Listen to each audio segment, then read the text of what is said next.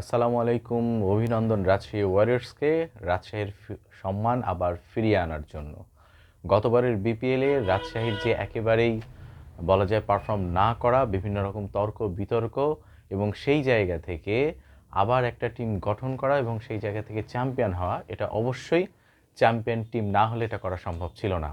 তো অসাধারণ পারফরমেন্স, বিশেষ করে যেই টিম এবং যেই টিম ম্যানেজমেন্ট তারা যেই শক্তভাবে এবং একটা লক্ষ্য নিয়ে খেলেছে এবং তারই যে ফলাফল, সে ফলাফল হচ্ছে এই বিপিএলের এই সিজনে চ্যাম্পিয়ন হওয়া। যে প্লেয়ারগুলো আছে তারা তো অবশ্যই অসাধারণ খেলেছেন, তবে আমার দৃষ্টিতে এর পিছনেও যে মানুষগুলো এবং যেই বিষয়গুলো আজকে রাজশাহী ওয়ারিয়র্সকে চ্যাম্পিয়ন করেছে সেই বিষয়গুলো নিয়ে আমি কথা বলতে চাই। প্রথমত, আমার কাছে যেটা মনে হয়েছে, প্রফেশনাল ফ্র্যাঞ্চাইজি সিলেক্ট হওয়া। আমরা গতবারের যদি সঙ্গে তুলনা করি, নাবিল গ্রুপ এবং গতবারের যেই ভ্যালেন্টাইন গ্রুপ ছিল, আকাশ পাতাল তফাৎ। সেখানে প্লেয়ারদের সঙ্গে কমিউনিকেশন থেকে শুরু করে বিভিন্ন রকম ইস্যুতে অ্যাজ এ ফ্র্যাঞ্চাইজি হিসাবে যে ধরনের সাপোর্ট দরকার ছিল, প্লেয়াররা তা কিছুই পেয়েছিল না, যার ফলে রাজশাহীকে নিয়ে প্লেয়ারদের বিভিন্ন রকম আমরা প্রবলেম দেখেছি। কিন্তু পক্ষান্তরে এই বছর আমরা যেটা দেখলাম, নাবিল গ্রুপ একটা যে গোছানো এবং প্রফেশনাল ফ্র্যাঞ্চাইজি, তার বিভিন্ন সময় তারা কিন্তু এই প্রমাণটা দিয়েছে এবং যার ফলে প্লেয়াররা কিন্তু তাদের খেলাতে যেইটা তাদের কাজ সেখানে ফোকাস করতে সক্ষম হয়েছে এবং টিমকে চ্যাম্পিয়ন করেছে। দ্বিতীয়ত, কোয়ালিটি টিম। কোয়ালিটি টিম বলতে আমি দুইটা জায়গাকে বুঝাচ্ছি। একটা হচ্ছে ম্যানেজমেন্ট টিম আর দ্বিতীয় হচ্ছে প্লেয়ার। ম্যানেজমেন্ট টিম অবশ্যই দরকার, কারণ ম্যানেজমেন্ট টিমটাকে পরিচালনা করে, যারা আসলে 15 জন মাঠে খেলে তাদেরকে পরিচালনা করে এবং তাদেরকে একটা ভিশন দেয়, তাদেরকে ক্লিয়ার মেসেজ দেয় এবং সেই ডিরেকশানে প্লেয়াররা কিন্তু তাদের কাজটা করে। সেই জায়গাতে যদি আপনি ক্লিয়ারলিভাবে ভালো টিম না থাকে, তারা যদি ভালো মতন মেসেজ কনভে না করতে পারে, এইভাবে কিন্তু আসলে রেজাল্ট করা সম্ভব না। সেই জায়গা থেকে আমি অবশ্যই হান্নান সরকারকে ধন্যবাদ দিতে চাই। উনি যে শুধুমাত্র একজন ভালো কোচ না, ভালো একজন টিম মেট এবং টিম ম্যানেজ করার মতন যে উনার পারদর্শিতা আছে, সেটাই কিন্তু এই বিপিএলের ফাইনালে জয়লাভ করা রাজশাহী ওয়ারিয়র্স থেকে বোঝা যায়।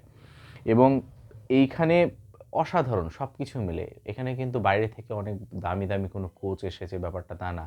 আমরা দেশি কোচের যে সমন্বয়, আমরা তাদের কাজে খানকে দেখেছি অ্যাজ এ বোলিং কোচ হিসাবে।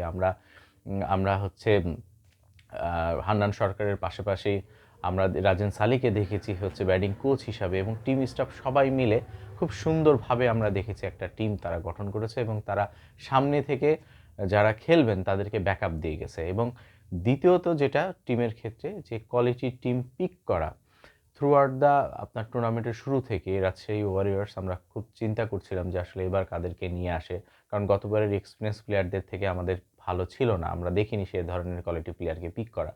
বাট এবার কি হবে, এটা আমাদের খুব প্রশ্ন ছিল। তো সেই জায়গা থেকে আমরা দেখেছি যেই প্লেয়ারগুলোকে তারা পিক করেছে, এবং প্রথমে যদি আমরা বিনুরা ফার্নান্ডোর কথা বলি, আমরা সাহেবজাদা ফারহানের কথা বলি, আমরা মাঝখানে জিমি নিশাম এবং লাস্টের দিকে কেন উইলিয়ামসনের মতন প্লেয়ারকে তারা যে পিক করেছে এবং খেলিয়েছে, এটা আসলে অসাধারণ।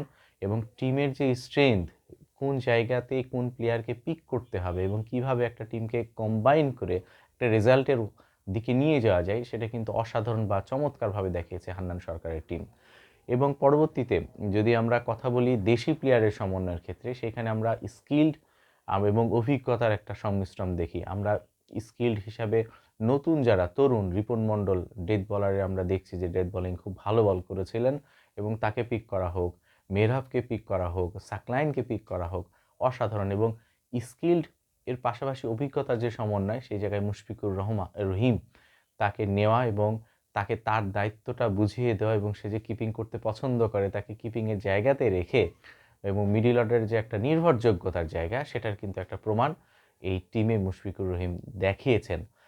এবং সর্বসাকুল্যে আপনি যদি চিন্তা করেন, এই টিমের কম্বিনেশন ছিল অসাধারণ এবং তারই ফলাফল আজকের এই জয়লাভ।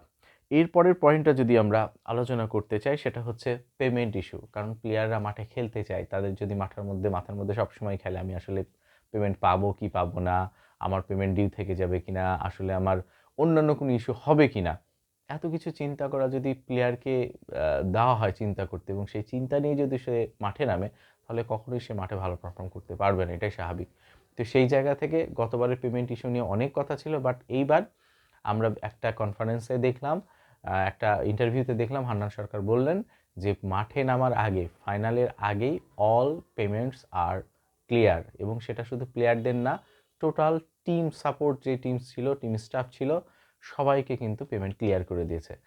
এটা একটা আলাদা একটা প্রফেশনালিজম, এবং এটাতে কিন্তু অনেক জোর পেয়েছে আমার কাছে মনে হয় প্লেয়াররা নিশ্চিত হয়ে, এবং তার আনন্দের সঙ্গে মাঠে গেছে, এবং তারই ফল আমরা এই চ্যাম্পিয়নটাকে বলতে পারি, চ্যাম্পিয়ন হওয়াকে বলতে পারি। এছাড়াও আমার কাছে সবচেয়ে ইম্পর্টেন্ট যেটা মনে হয় সর্বসাকুল্যে, সেটা হচ্ছে চিন্তা করার ফ্রিডম দেওয়া। কারণ আপনি ভালো টিমমেট সিলেক্ট করার পরেও, আপনি ভালো ম্যানেজমেন্ট পিক করার পরেও আপনি যদি তাদেরকে তাদের মতন করে চিন্তা করতে না দেন, তাহলে আসলে কিন্তু আলটিমেটলি রেজাল্ট আপনি পাবেন না। তো আমার কাছে দেখে মনে হয়েছে যে হান্নান সরকার এবং তাদের টিম, তারা নিজেরা ফ্রিডম সহকারে খুব সুন্দরভাবে তাদের মতামত এবং চিন্তাকে অ্যাপ্লাই করার সুযোগ পেয়েছে। তো এই অ্যাপ্লিকেশনটাই কিন্তু আমরা দেখেছি, কিভাবে দেখেছি যে অনেক ক্লোজ গেম কিন্তু রাজশাহী জিতেছে, এবং তারা একটা ধারাবাহিকভাবে কিন্তু খেলে গেছে। কোথাও এলোমেলো মনে হয়নি, যে হঠাৎ করে মনে হয়নি যে টিমের আসলে কম্বিনেশন নষ্ট হয়ে গেছে, টিমটাকে ভালো পিক করতে পারেনি, এমন কিছু কিন্তু মনে হয়নি।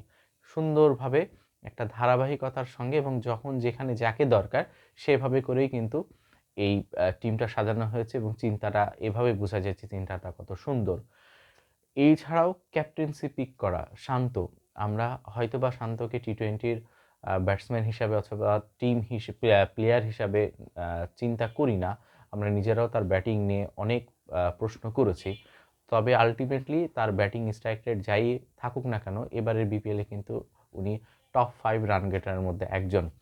এছাড়াও তার ক্যাপ্টেন্সি কিন্তু অসাধারণ, এটা ইন্টারন্যাশনাল ক্রিকেটেও বলি, আর এখনও যদি বলি যে বডি ল্যাঙ্গুয়েজটা দরকার একজন ক্যাপ্টেনের কাছ থেকে, সেই বডি ল্যাঙ্গুয়েজ কিন্তু আমরা শান্তর কাছ থেকে দেখেছি।